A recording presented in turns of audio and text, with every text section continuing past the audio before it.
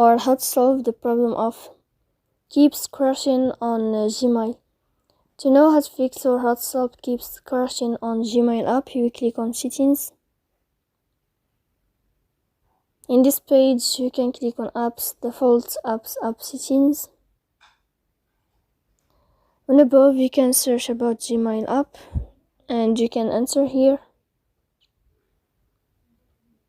Sorry, we click in this page.